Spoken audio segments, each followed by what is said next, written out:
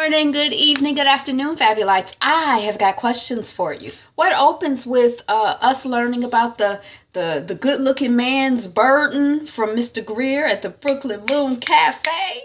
And what closes, I don't know if it's Brooklyn Moon Cafe, with us experiencing the ugly black woman's burden in the hospital. If you guessed how to make love to a Negro without getting tired, She's Gotta Have It, episode 7, season 1. You're correct. Thank you so much for clicking on the video and sticking around to see how we get from opening to closing. So I got to see all of the episodes. I just kept going to taking notes because I've been having some technical difficulties, which I still haven't gotten straightened out. But anyway, at least I'm going to be able to finish this. So excited. I might not finish it all today because it's, the light only lasts till 5. It's 4:30, so I don't know how much light I got. Light used to last until 7. I guess that's like seasonal affective. Why people have sad. See, we don't get enough sunlight. The light. We need the light. Give us light. I'm Angela. Did I say that? The channel is Be Fabulous You. Let us proceed. So we're at the Brooklyn Moon. I don't know if it's the cafe. It didn't look familiar, but I used to go anyway. And then we see Greer, and he's talking about, the burden of being a good-looking man. And Nola and Greer, we find out they met a year ago, and he saw her eyeing him, and she wasn't even interested. And he was not used to working this hard, but he's up to the challenge. Why wouldn't she want to be with him?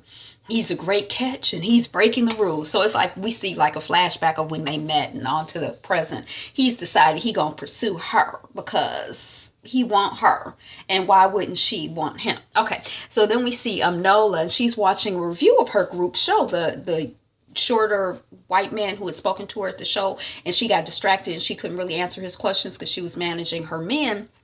He's an art critic. He's uploaded his criticism onto these interwebs, internet, whatever she watching. But she watching, listen. She skipped to the part on her. She like Greer. She want to know about her. Enough about them. What about me?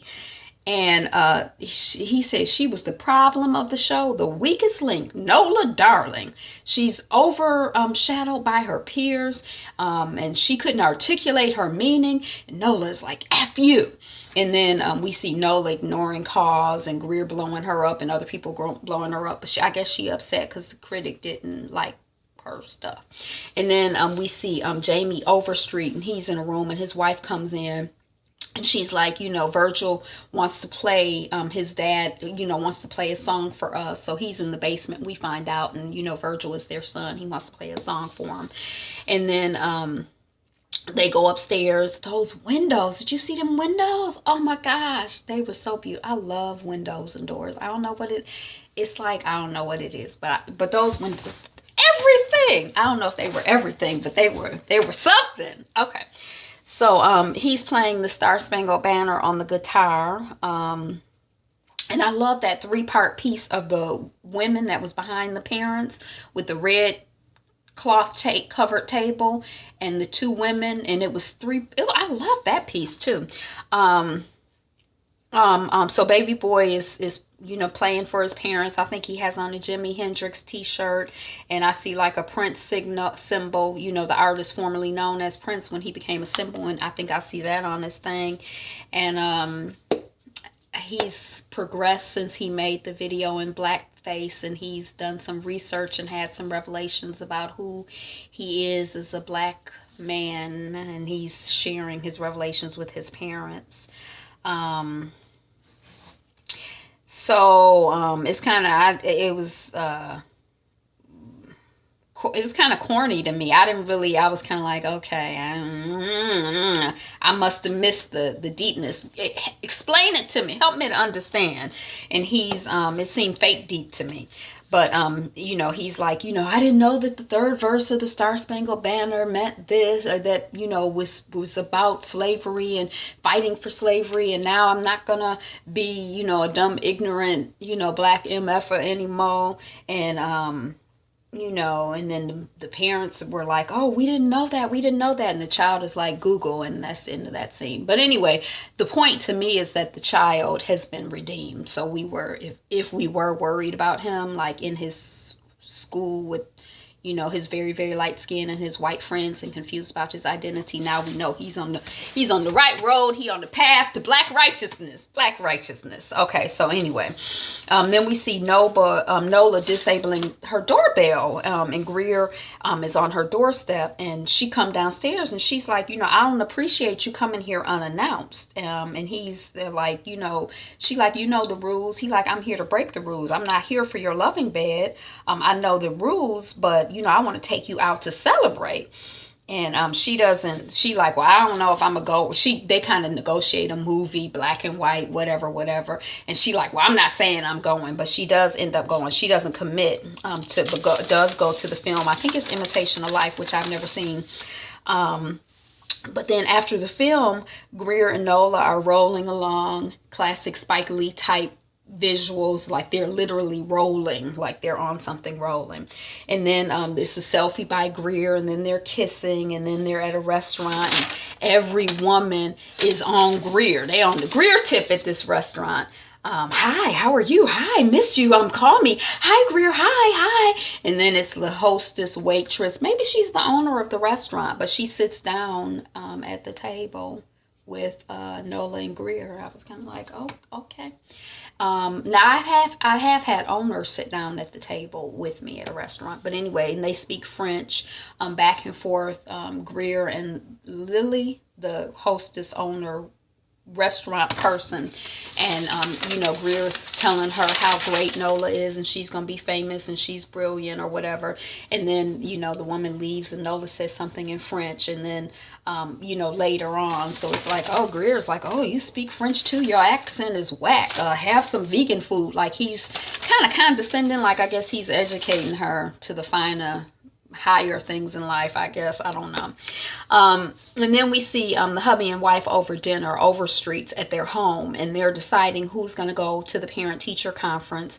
And then we see Jamie with Nola's self-portrait in his room, and he says that he lets us know that he's promised never to leave his mother, his wife, and his son like his father left him. So I guess that's why he can't just leave and go be with Nola. And then, you know, again, this was whack. He was like, to me, he was like, you know, this canvas is cold. This bed is colder. And I was like, But anyway, we see Greer and Nola back at dinner, and he's trying to make her jealous and insecure.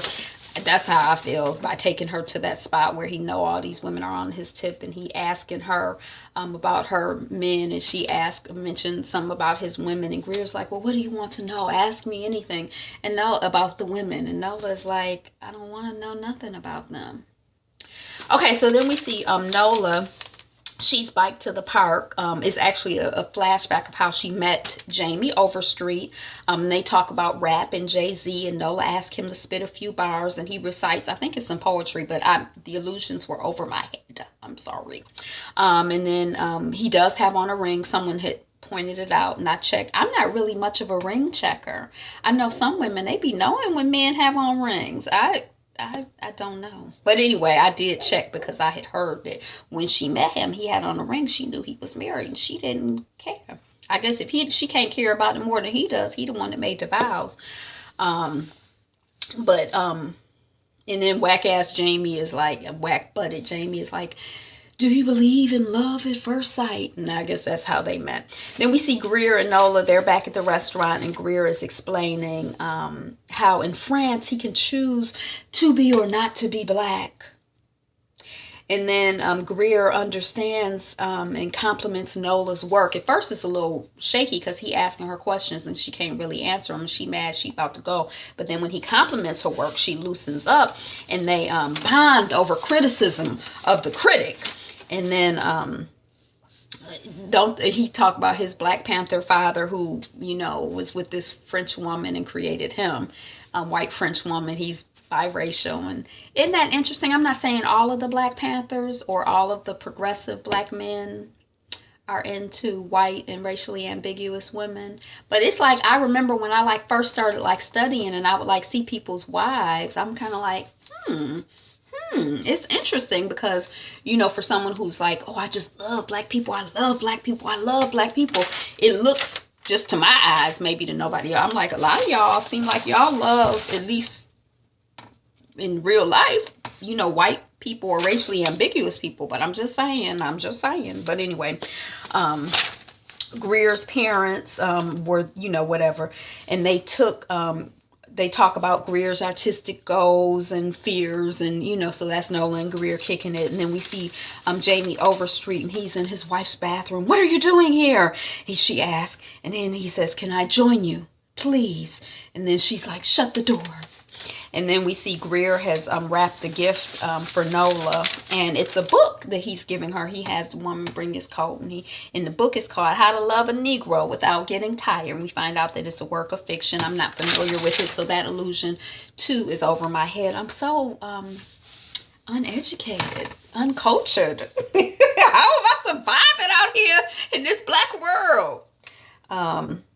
And then Greer asked about commitment, basically. And as soon as he asked, you know, I want us to have more and be more and do this, dates more and spend more time together and stuff. Nola is like, bye. And she get up and she run out the door. She like, exit right. And she runs right out the door. And then we see Jamie, and he's drunk at a bar, and there's a pianist who seems to be composing a song about him on the spot. And then we see the Spike Lee, hey Spike, is the bartender. And then Jamie's wife and Nola are in the room, and then Jamie is drunk, and then he falls out, and he's toasting. Oh, before this, he toasts to Nola, and he toasts to his wife, and then he falls out. And I'm like, is it a dream about how he's torn between?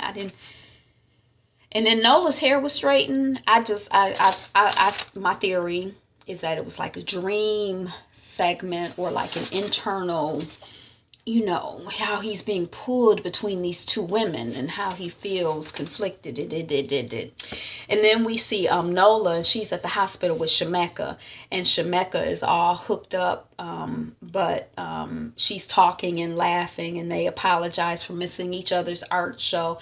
And then they both agree that art shows, they wasn't missing nothing. Hey, did I have the right stuff for the opening and the closing? I can't even remember now. Yeah, okay. So they both agree, oh, you didn't miss anything. You didn't miss anything either, because they were both kind of disappointed at the outcome of their show. They were both bust. Shemeka's was literally a bust, and you know. So that's the end of the episode. Again, I'm Angela. The channel is Be Fabulous. You consider subscribing. I've reviewed the whole series, and I'll be finishing up on this series. I do other television reviews, book reviews, event reviews, movie reviews, mostly television reviews, and some of it is a little bit ratchet. Like, comment, share, subscribe. We're still working on 200 subscribers. Yay! So you can still be a charter subscriber. It's not too late. It's so exciting. Be you. Be fabulous. Be fabulous you.